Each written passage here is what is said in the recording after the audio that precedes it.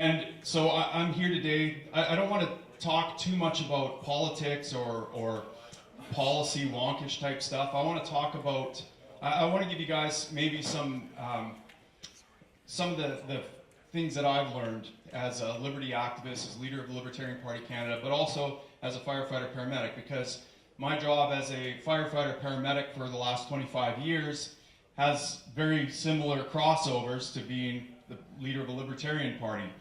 In both cases, I feel a duty to protect life and property of the people that I serve.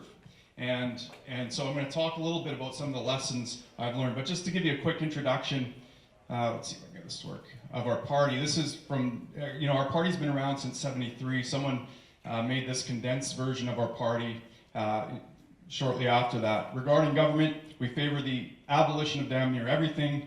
Number 2, we call for the drastic reductions in everything else. And 3, we refuse to pay for what's left. That's kind of a sum of what our platform is, in a sense. The thing that put me on the map, I got involved in, I got dragged kicking and screaming into politics. I was basically a loudmouth defender of my community. I lived in the oil sands community of Fort McMurray for a number of years, and I worked with all these environmentalists that came to town, because every firefighter has a day job, and my side gig was film production and audio production. And so anytime an environmentalist would come to town, I would try to infiltrate their production, offer my services, and just have them point their lens at the things that I thought were beautiful about my community, the environmental consciousness that was there, all the innovation, the community spirit, the charitable atmosphere. So I got to work with a lot of these environmentalists, and I finally got sick and tired of them just wanting to look at oil sands porn, right? Look at all the ugliness that they could to get their clicks and to get their prestige. And the final straw was Neil Young and Daryl Hannah. I wrote this article that went viral. And it came to the attention of some people in the Libertarian Party who tried to then get me involved in politics. Said, you're a good communicator. You hash out these ideas in a way that's articulate and that people can understand. Would you ever think about running for a member of parliament? And I said, no way in hell am I ever going to step foot on the political stage. Politicians, I saw them as kind of virus, vile creatures in a way, and I thought that I'd be undercutting everything I stood for. But they kept bringing up this name of a person that I really admired, who was a politician. His name was Ron Paul. He ran for president in the U.S. 2008, 2012, and they kept saying, well, he stood on that stage, and you can't tell me that he didn't communicate a message that was very important to people that they needed to hear. I couldn't deny that, so I agreed to run for parliament. 2 days later, I thought I'd have a year and a half to prepare, but 2 days later, after saying yes to that responsibility, my member of parliament resigned, and I was thrown into a by-election immediately, and I had no idea what I was doing. I assembled this ragtag team of liberty lovers. I hit up gun liberty sites and all sorts of sites, and we started throwing up a bunch of memes against the wall, just trying to get attention to see what stuck. This is the one that launched me. I want gay married couples to be able to protect their marijuana plants with guns. Now, this was picked up by, it went all over the world. Fox News interviewed me, CNN interviewed me, and I was immediately sprung into kind of international spotlight. And 2 months after that was our party convention, and I was nominated and won leadership so I went very quickly from being dead set against even voting or getting involved in politics in any way to suddenly finding myself running for Prime Minister of Canada. And so it was a bit of a surreal experience. This is the meme actually that the CBC came up with on This Hour's 22 Minutes. I want bi-curious Nova Scotian professional wrestlers to openly smoke crack cocaine in public restaurants while soliciting prostitutes after clubbing baby seals that have trespassed their property. So maybe that'll be my next campaign slogan, I'm not sure, but we're working on that.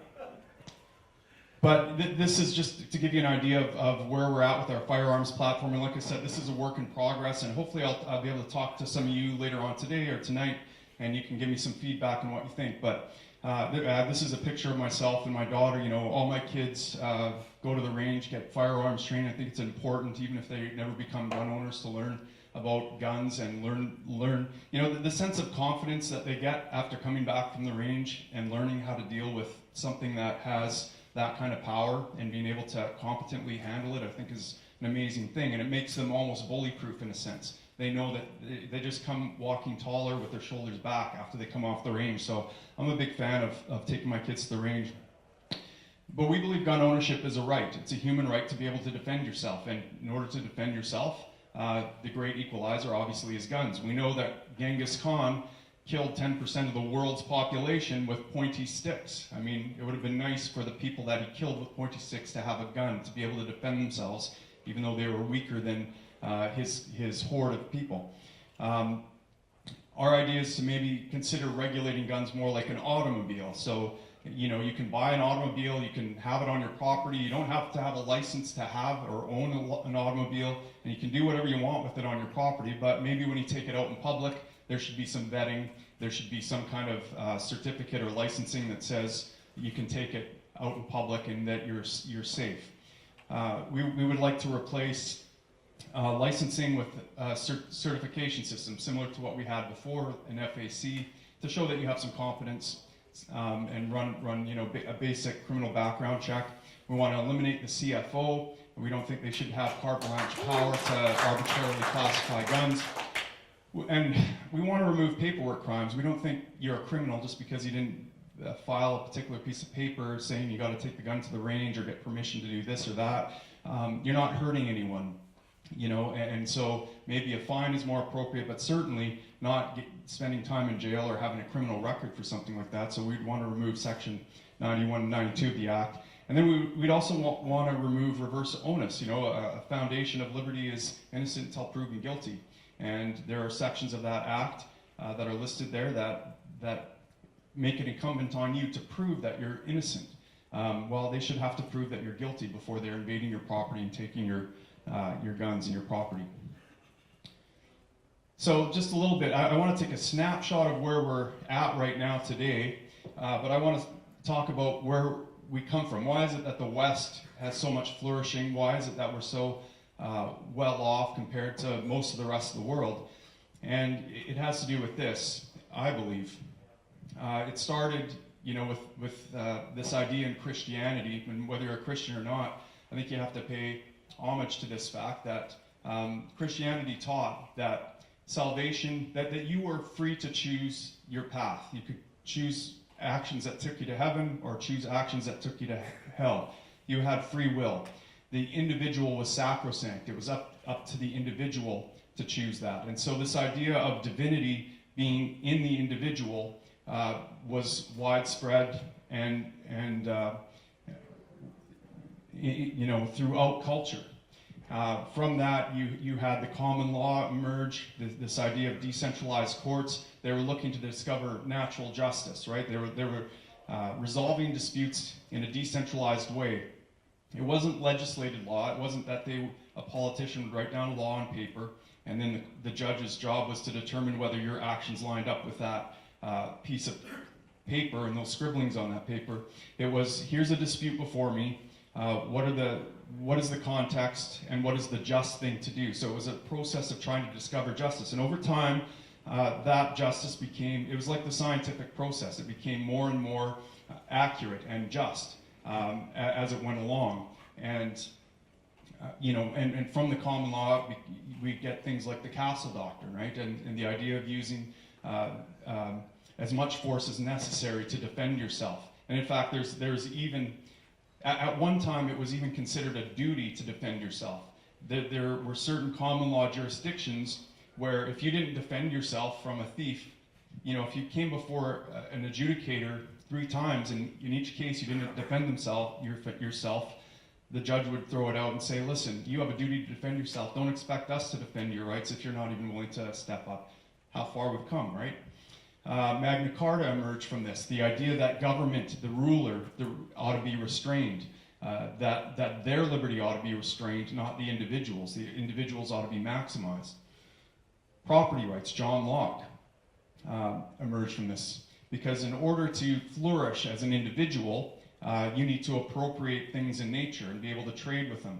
And property rights are a way to peacefully resolve disputes. If there's a contested resource, you figure out who has the property rights in that. It's a peaceful way to resolve it rather than simply the strongest gets that resource. And from that emerged free trade, the ability to trade with people in other nations, open up trade routes, and this created all sorts of flourishing in the West. And of course, one of the things I think we ought to be proud of that we get lambasted for more than any other culture is abolition of slavery. I mean, where did that start? That started in England and quickly spread to the rest of Western civilization. And that all comes back to the divinity of the individual. And of course, we have slaves still in large chunks of the world. All right, so before I explain where we're at right now, I want to tell a story that I think illustrates where we're at. And this is a story. This happened about 7 or 8 years ago. I was a fire lieutenant up in Fort McMurray, and we were called to a structure fire. And there was an apartment fire on the 4th floor of this building, and my task was to lead a team up to the 4th floor, find out where the fire was, and do rescue and suppression on the fire floor. And so we found a room where smoke was billowing out from under the door. We knew that was the room. We forced the door open, and we entered and started doing our search. And as I went through and came into the living room, I could see this lying on the couch. I was surprised to find this painting. This painting actually sold for Yeah, I did. I found her on the couch. This was the picture I saw. I don't know where this painting came from, but they tore it right out of my mind, I think. But there's this obese lady, totally naked, laying there. She was completely motionless. I thought for sure she was dead. It's pretty thick smoke. All around her were signs of her addiction to immediate gratification. There was empty cigarette cartons, there was empty vodka bottles, there was a ton of empty chip and Dorito bags lying around her. And so I approach her, and I lean over her, and I grab her by her traps, and I start squeezing and yelling, "Fire, fire, wake up, you gotta get out." And all of a sudden her eyes opened up, startled for a second, and then she noticed that there was a firefighter leaning over her, pretty much nose to nose with her, and she grabbed me around the neck, hauled me in, and said, "Come here, honey," and started trying to kiss me through my breathing mask. And they don't train you for these scenarios in fire school, okay? So I pushed her away and said, "Look, lady, we gotta go. There's a fire, you're gonna die." And she grabbed me and, "No, just come here, sweetie." And so she wanted me to get on top of her and have a makeout sesh, I guess. And, I pushed away again and said, "No, that's not happening. We got to go now." And she screwed up her face at me in this most disgusting, hateful look when she realized she wasn't going to get what she wanted, that immediate gratification that she wanted. And she put up her middle finger and said, "Fuck you." And okay, well, what do? We're supposed to abide by people's wishes in libertarian philosophy, but I violated that, and I grabbed her by the arms and I drug her out of that apartment, kicking and screaming and swearing the whole time out in the hallway, and called for a crew to come up and get her. And as I went back in, look, I grew up in the 80s and 90s. There's a show called Rescue 911. Do you remember that? And all these guys always got a barbecue and a hug and a thanks afterwards. They saved a life. Well, this lady looked at me and just gave me a steady stream of explicits as I went back in there and tried to salvage her apartment. Look at what she offered you. Well, that's right. But this is an example of what it's like to be the leader of the Libertarian Party of Canada, okay? And probably what you experience as well as gun rights activists. You're trying to help people. You're trying to drag them out of the flames that threaten to consume them, and they're kicking and screaming the whole time and calling you names and all sorts of vile things. And I often wonder, okay, whatever happened to this lady? Did I actually do her any favors by dragging her out of that apartment? Is her life any better? Is she back in the same hellhole? I don't know, but I know that I saved a lot of people around her from the damage that she did, and so I feel good about that. But here's the thing, it'd be easy to point to it and say that it was the cigarette in her mattress that caused that fire. But that's just the proximal cause. That's like saying that it was the bullets that killed those kids at Parkland. And we all know that's not really the case. There was a steady line of failure to take responsibility that led to those actions, right? And so this lady, I've tried to, when I'm trying to empathize or sympathize with people, I try to picture them first as babies and then growing up as little children or something like that, because it's easy to have empathy for babies. We all come into this world innocent, wide-eyed, and then we start choosing our path, right? And this lady was innocent, full of potential, full of an open future available to her. But for whatever reason, whether it was childhood trauma or just whatever, she chose bad paths. She started maybe eating that, bag of chips when she shouldn't have. Just one bag of chips isn't gonna hurt. Well, that one bag of chips leads to two and so on. And then she starts taking up cigarettes. And we live in a culture that enables this, right? I mean, that everyone else pays the price for those irresponsible actions. And so this is where we got to this inferno of chaos. It wasn't that one bag of chips, it wasn't that one cigarette, it was accumulation of all those things. That is how liberty died for this lady, and that's how liberty is dying for the West. And so here's a snapshot of where we're at, and this is just something I wrote down. This is 5 minutes. You guys could probably think of 100 other things to add to this.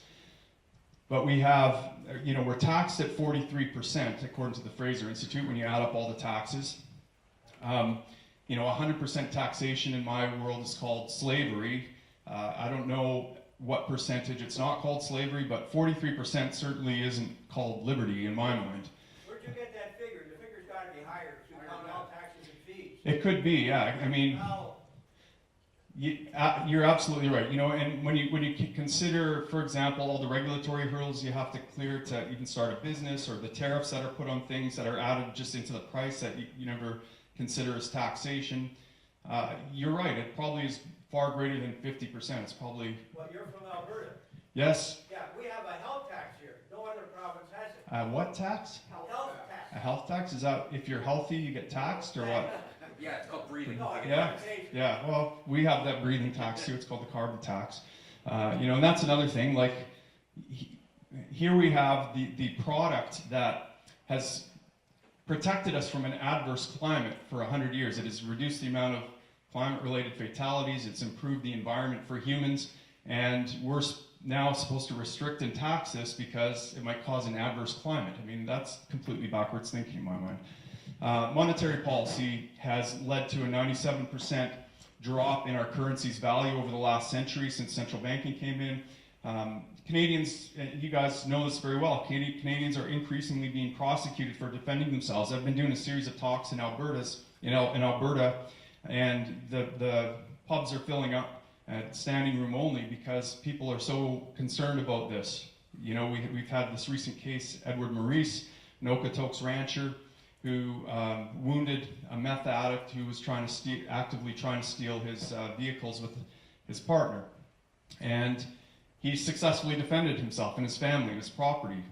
And I mean, these are things that a farmer requires to prosper. This is part of their life. This is part of what gives their life energy. They have worked hard for this stuff, and they can't afford to have this stuff. They can't afford to wait for insurance policies to come through if they're insured. They need this stuff right now in order to get their job done, and that's being under attack. And so he's successfully defended himself, but now he faces an even tougher defense of the state is now coming after him with aggravated assault charges and a steady stream of firearms violations. And then, of course, you think of Ian Thompson, who I'm sure you all know about, who faced down 4 mass vigilantes with Molotov cocktails intent on burning them down.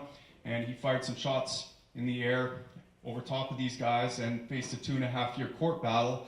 And yes, he was acquitted, but the battle itself essentially ruined the guy. He's $60,000 in debt. Frank Meseros, another Ontarian, grandfather of 3, only ever had 1 speeding ticket in 1976. Like the most law-abiding guy you can imagine, confronts people stealing on his property, fires off a blast over their heads, and faces a 5.5-year court battle, over $100,000 in legal fees, and he didn't win. He got a year in jail. So this is a serious issue, and part of this has to do with the fact that common law is being undermined. Okay, bureaucrats are writing down laws, And so common law is being replaced with legislative law. And so now the judge is determining whether your behavior lines up with what's scribbled down on paper rather than what are the principles of justice before me here. And you know, there used to be a common law maxim that said something like this: a man cannot, in the heat of the moment, a man cannot weigh to a nicety the appropriate amount of defensive action. Okay, in other words, you're a farmer, you don't expect to be involved in a conflict, but suddenly you're confronted with one, and you can't be expected to use a minimal amount of force necessary to repel that. You're gonna panic. You're gonna go, you know, you might go over the line a little bit. Common law said that's expected. You didn't start the situation. You can't be expected to be completely level-headed in those situations and just use the minimal amount of force. And so I have to believe that if we had that strong common law system in place, these people would have they'd never be taken to court because they know that the chances wouldn't win. Confederation's being snubbed right now by BC. You know, property rights are being infringed there. We can't get our product to port. There's an opioid crisis going on. As a firefighter paramedic, I deal with fentanyl overdoses on a regular basis. I've had colleagues admitted to ICU because they've exposed themselves to fentanyl. We have social justice being taught in universities, but not just universities. Now our leading law schools are teaching social justice. And this is the idea that this completely undermines this philosophy that Western civilization is built around the individual. Okay, this is all, your identity is about the group that you belong to. So it's the color of your skin and your group identity that determines your rights. It's not your merits as an individual. And so this is a direct attack on the very pillars of Western civilization, as far as I can tell.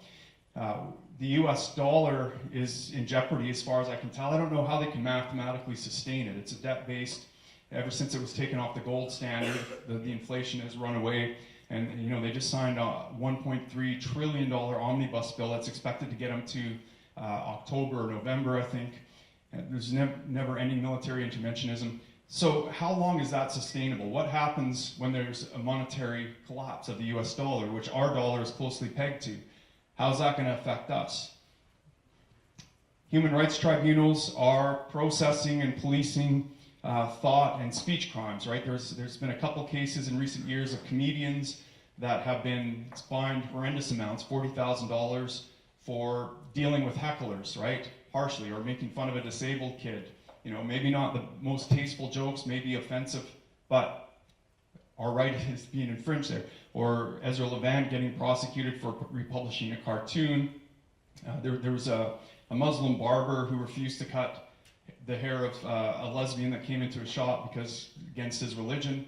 He was taken to a human rights tribunal. So, and these aren't tribunals that follow normal jurisprudence, right? They're kangaroo courts. War on the family. Anyone else concerned about a generation of fatherless children coming out? You think that might have anything to do with the amount of violence, the amount of despair and hopelessness out there? Public schools are doing their job. They're creating a dumbed-down, state-worshipping population. I mean, we see this in the States right now. We see these kids from Parkland going up there and marching in the streets to have their rights removed. That tells you right there that public school is doing its job. 17,000 cannabis users were arrested last year for nonviolent offenses. They weren't hurting anyone. They were just smoking their weed and whatever. And you know, they had the state force come down on them. This on the eve of supposed legalization. And just little things like we can't buy what we want. We can't buy the dairy we want. We can't buy lawn darts. We can't buy baby walkers. We can't buy Honda Big Reds. This is how liberty dies. It dies by 1,000 cuts. It dies very slowly, but then it dies very quickly after that, doesn't it? And this is why I do what I do, because I don't want us to end up like the Roman Empire. You know, that seems like it happened all of a sudden, but I would argue it happened by 1,000 cuts, and then it happened very quickly. And so this is my concern. This is why I do what I do, because I have kids. So what do we do about this? That is the question. And I think, from my perspective, government emerges from culture, okay? It's downstream from culture. Politicians are relatively powerless, in a sense. They are constrained by culture, by the forces around them that constrain where they can operate. And so, right now, in culture, we see statism growing, right? This idea that government ought to be used to solve all the problems. That's the cultural demand. And so we see politicians meeting this demand. And in fact, in order to get elected, you have to promise to meet this demand, right? And so, you know, conservatives, for example, are in a tough bind. They want to get into power so they can stop the bleeding, but they also have to make promises that maybe go against their principles in order to get there. And so, from my perspective, you know, we can't vote our way out of this. There's no top-down solution that is going to get us liberty. This has to come from the bottom up. It has to come from the individuals in this room. And it has to come ultimately with a cultural shift that says, I'm willing to sacrifice for liberty, because liberty only comes when we take on personal responsibility. That's the flip side. Liberty is freedom plus personal responsibility. So you own your actions and the harmful and positive results of it. And you have to be accountable for that. So where do we start? Well, the first thing is taking personal responsibility, okay? So taking personal responsibility is a big step. And we see this everywhere. We can see the symptoms of people refusing to take personal responsibility. So if someone says, look, wage ought to be X amount of dollars, you're not paying your employees enough. That's a person saying, and they're asking for government to implement a minimum wage, that's a person saying, I don't want to take any personal responsibility. Personal responsibility would look like starting up a business and paying people what you think is a fair wage. That's how you solve that problem. And you can go down the list. Almost every government policy that people are advocating for is them saying, I don't want to take any responsibility, I want government to solve this problem. And it has a severe effect on culture. You know, I can tell you stories about on the fire department. We will get calls from people saying that a house at this address is on fire. Okay, how many people are in the home? Oh, I don't know, I just kind of drove by. I'm like, you didn't knock on the door and let them know their house is on fire? No, just send a truck over and check it out, would you?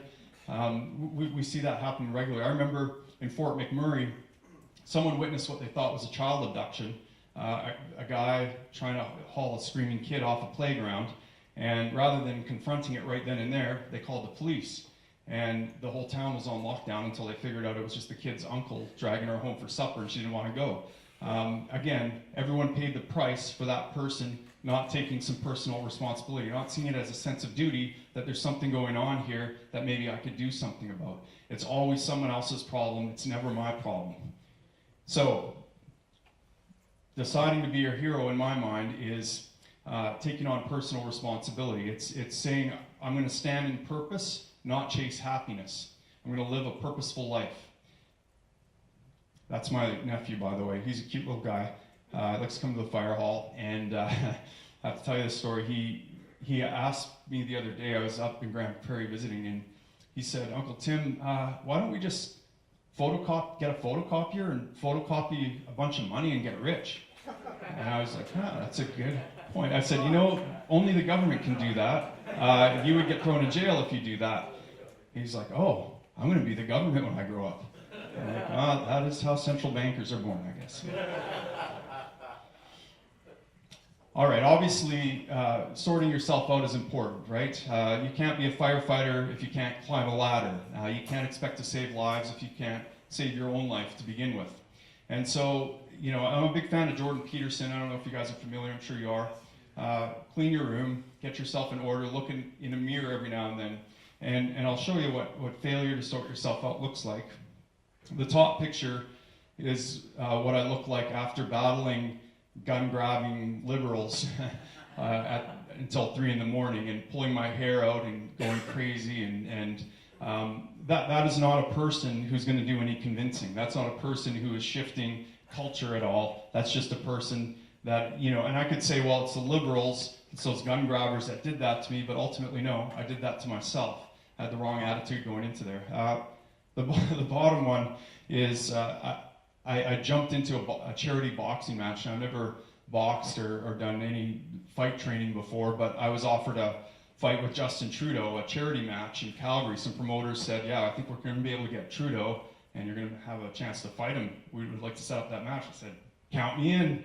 Never done it before. I'm going to do it. Any chance to punch that guy in the face will be fantastic. Of course, Justin Trudeau didn't show, so I drew a prison guard who had a bit more experience. And took a standing 8 count in the first 20 seconds. It was a bloody mess. I thought I did pretty well. I won the last round, but I definitely lost at least 5 IQ points that day. I jumped into something I wasn't ready for. I shouldn't have probably jumped into that, but that's failure to sort. Now, this is how I like to think about it. I'm hoping I can give you guys some ideas, and this is kind of how I approach conversations, because ultimately what we're trying to do here is not win arguments, we're trying to win supporters. Okay, this is our only hope at Liberty is if we persuade enough people to adopt the ideas that we hold dear. And I equate this to the fire triangle. In order for fire to destroy, you have to have heat, oxygen, and fuel. Well, there's a statism triangle, and this is where I think big government ultimately comes from. There's stress and anxiety, of course. There's climate change, there's terrorists, there's what about the poor, there's what about this or that. There's things that people are stressed about that politicians glom onto. They have to. So they create fear and anxiety and say, I'm the answer to this, right? Not you, me. I can solve this for you. So it creates a culture. This anxiety creates dependence. Then there's this idea of avoiding responsibility. Well, if I can do drugs all day and still have a place to stay and still have food to eat that other people are paying for, why don't I keep doing that? I'll just keep avoiding responsibility and getting that instant gratification. And then there's what I call epistemic confusion, or maybe philosophical confusion, or just not clear thinking. This is holding contradictory ideas in your head that you haven't thought out. And we get this all the way through. Public school is great at this, and of course George Orwell's book 1984 really explains this when it comes down to Orwellian language, right? And so, for example, the Department of War is now the Department of Defense, and so when the Department of Defense goes overseas and engages in conflicts that are probably not necessary, we think of that as protected. They're defending us. They're going over there. Well, in the past it used to be called war, and we would only do war when it was absolutely necessary and when people had skin in the game and were ready to go into battle. And then, of course, this is all supported by a culture that encourages it. All right. So here's a few things I call putting wet stuff on red stuff, which is what firefighters do, that have helped me try to persuade and change hearts and minds. And I've had NDP supporters come to my events and have their minds changed. So it's possible to change people's minds. And the first thing that I do is acknowledge that there's a gun in the room called the state, right? And we know that the government is a corporation, essentially, or an organization that we delegate the right to use violence on our behalf. So we have the right to self-defense. It's not always great for us we're not experts at it, so we delegate that to the people that are, and that's supposed to be the government. They're supposed to be there to use violence to protect our liberty from assault, from rape, from murder, from theft. Those are when you can use violence. When someone is about to enact it on you, you can use it. And so that's government's job. So it's a gun. And guns are good at solving certain problems, like defending yourself, but they're not good at feeding the poor. They're not good at maybe stopping climate change. They're not good at 1,000 other things. And so what we're talking about when we are talking about gun rights is we're talking about limiting gun violence. Because in order to confiscate guns, in order to control guns, you need people with guns to point them at other peaceful people who just own a piece of property called a gun and confiscate it. And if you don't obey, it's not like they say okay, they escalate force. And they either get compliance or you get dead, right? The laws are not optional, they're mandatory. And so I try to make the point that if you want less gun violence, if you want less force in this world, you have to apply that to government first and foremost. I like to bring it into a concrete example and use what's called the against me argument. So if I'm, and this is the thing, we have to hold people that are close to us to account, our sphere of influence, right? It's one thing to rail on social media, but it's a completely other thing to be sitting down at Thanksgiving dinner with someone across the table from you who's a gun grabber or who goes against your core beliefs, and to just kind of sit there, right? I believe these people need to be made to feel uncomfortable. And the way you do that is you put their skin in the game, and you say, so would you be willing to come and use force and take my guns? Would you be willing to take a gun, point it at me, and say, if I don't hand over my weapon, I'm going to shoot? Are you willing to do that? And see what they say. I can't imagine anyone that would say, yeah, I'm willing to do that. But they are okay with saying, but that person way over there in Ottawa, that person can go do it.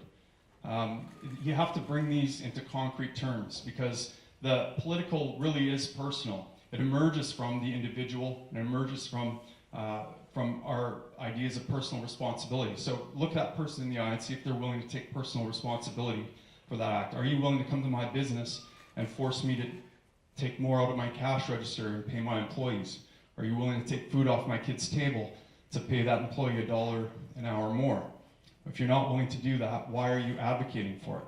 And that's a very effective argument, because it concretizes things. It brings it to the personal, and it gets them to really think about where the rubber meets the road. Because everyone thinks government is this magic thing, right? It's a committee of virtue.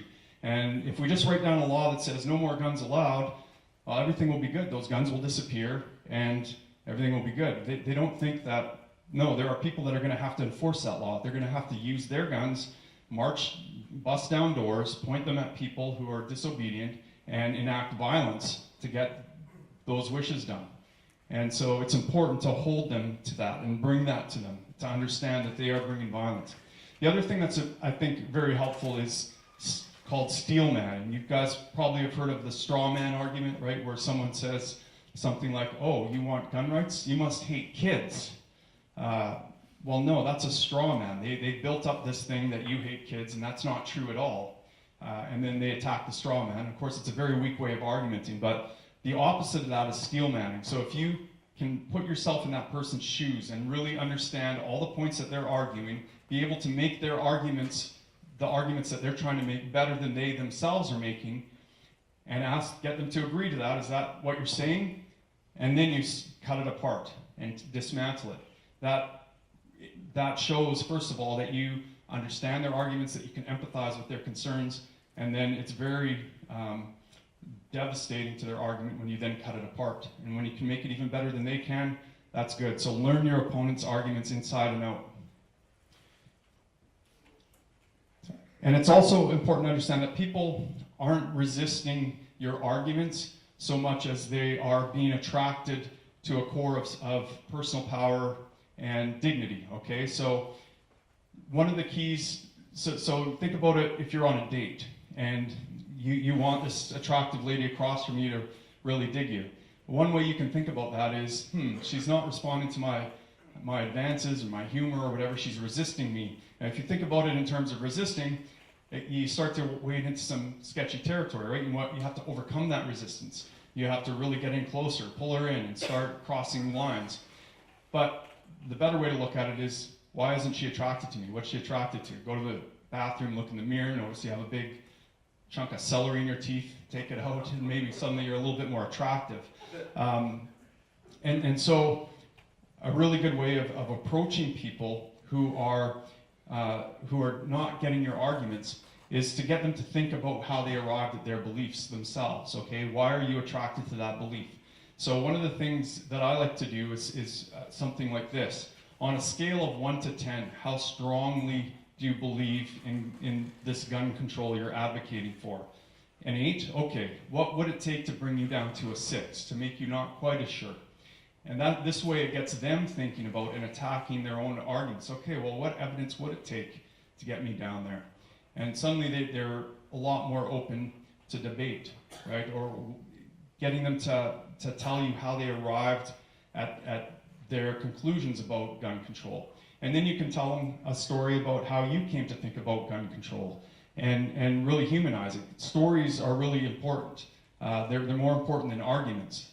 So, my story is, look, I grew up on a farm, guns were all around, but, in my later teen years, I was inundated with messages from the media about all these shootings in the U.S., and yeah, I agree, I don't want to see people killed, and it seems like gun control was a really good thing, but, I started looking into it a bit more, and I realized the people around me that own guns were very peaceful, they were law-abiding, they used them responsibly, they really educated them, and then I noticed that all the evidence that says that no, it's not the amount of guns you have, or legislation has no correlation to the amount of gun violence, that there's other causes, that there's cultural causes to all this violence that emerges. And so I started thinking, well, maybe we have to deal with those cultural causes if we really want to get serious about dealing with the gun violence we're seeing. And so that personalizes the story. It says, okay, I've thought about this, I've gone back and forth on the issue, and I've come to different conclusions. But you know what? I share common ground with you. I don't want to see more gun violence. That's the common ground we share with these people. We want to get to a world with less gun violence. How do we do that? Let's have a discussion about that. So these are some things we can do. All right, you know what? I'm going to stop there. I've probably got about another 2 hours worth of material on the slides, but I'll just maybe take a few questions if anyone, yeah. Number one comment, you mentioned Jordan Peterson's book, 12 Rules for Life. Yes. My wife gave me that book. It's a must-read. It's written by a Agreed. UT psychology professor, so it's not a bunch of American bullshit. Next question is, why did Alberta elect an NDP government? You may not want to answer that. The next thing is with your argument. What happens with these people is they resort to a Latin term. It's called ad hominem. Yes. They attack you, Sure. the person. Yeah, okay, I'll take all three of those. First, yeah, I'm a big fan of Jordan Peterson. Got that book up in the room right now, 12 Rules. And he's concretized what I've been preaching since I became Libertarian Party leader. And this is the idea that we continually preach about freedom. And that slide that made me famous is a good example of that. It portrays us as kind of libertines. Just let me do whatever I want without any consequences. But it's actually not that. It's there's a flip side to liberty, and that is personal responsibility. And so I've been really driving that message home, because I think that's the only way we get liberty. We can't beg our masters to give us more freedom. We actually have to take responsibility for our lives, improve our sphere of control and competence, and gain liberty. Your second question was, how did we elect Notley? People were tired of the PC party. They saw so much corruption. Alison Redford was on a spending spree. She was going to Nelson Mandela's funeral. She was building sky palaces. Their policies, they saw so much corruption in the party that they wanted to change. And we heard from conservative church ladies that they were going to vote for Notley to punish the PCs for all their corruption. We know the conservatives are going to get in, but I just need to send a protest vote against the PCs. Well, enough people said that, and guess what? The PCs got in. And again, this has to do with people seeing so much corruption and the PC party shifting further left, right? And this is where I think the Libertarian Party of Canada has a role to play, because in order to get elected, what you have to do is reflect culture. You have to reinforce it. You have to tell people what they want to hear.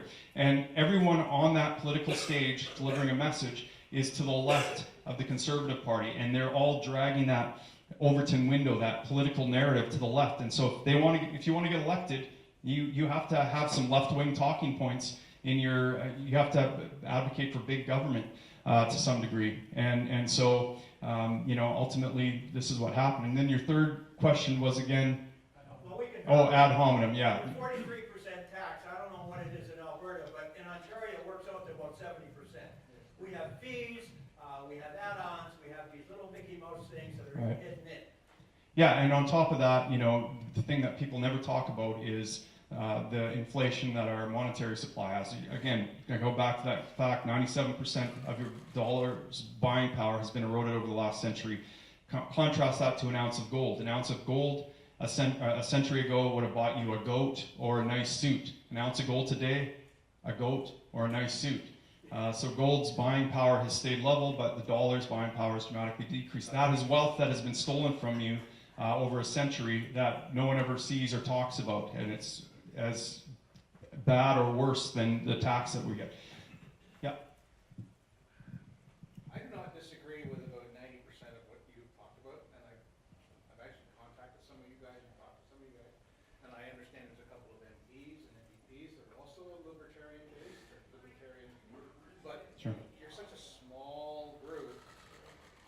message is okay, but you're not going anywhere. That's what I see. So, Right. growing. So I understand that, but. No, I understand the question. This is something we get a lot. Yeah. Trudeau 1.0 was in the same bind. He was very communist, but he knew he couldn't get his message across. So what he did, he joined the Liberal Party and changed the Liberal Party to his view. So that's why I joined the Conservative Party, and I'm sure a lot of people like mine have joined the Conservative Party to try to pull the Conservatives back to the base of being a true Conservative Party. Right. And I think you guys are bleeding votes away and allowing the leftists more votes to win. Yeah. Well, would you say that the Green Party is harming the left in the same way? Oh, I wish there were more leftist parties. Yeah. Well, I see. I have a different of opinion, and believe me, if I wish I could believe what you're telling me, because if what you say is true, then I shouldn't have cashed in my retirement savings, quit my career at the top of the field, and knowing that I'd only at most get 1% of the vote standing on that stage, right? You're a free society. Yeah, you can do whatever. No, it's I made a sacrifice because I believe strongly this is the only way we're going to get anywhere is by making sacrifices. Pragmatism doesn't work. Principle is pragmatism in my mind. And so the work that we've done in the party, I believe, has a lot to do with why Maxime Bernier almost won leadership of the CPC on our platform, by the way. So the work we're doing to popularize, this is why I get calls from insiders in the CPC. I'm supposed to meet with Jason Kenney next week. Brian Jean continually tried to recruit me. The reason that they're reaching out to me as a libertarian, a very outspoken one, a guy that's holding their feet to the fire constantly, is because they understand that we wield some influence, okay? And we wield influence because we're standing on principle. Society is run by the minority. It's 2 or 3% of intransigent people that run society. This is why government grows, by the way. So you look at public choice theory. We have Bombardier. They are severely concerned about losing jobs, about losing business, about going under. They have everything invested in that company surviving, and so the government then, they have every incentive to go to the wall and be intransigent and uncompromising on, we need government bailouts, or the rest of us are like, oh, we're gonna lose $1 a month or $1 a year on our taxes, doesn't really hurt us, we don't fight it, right? So people cater to the intransigent minority, and we wanna be the intransigent minority on the other side. Research shows that it only takes about 3 or 4% of people that are committed to a principled stance for the majority of society to follow. And so I think that that's my role. And if I am convinced by reason and evidence otherwise, I may join a Main Street Party. But I thank you guys for your time. I'm hoping to chat with you later on. Thank you.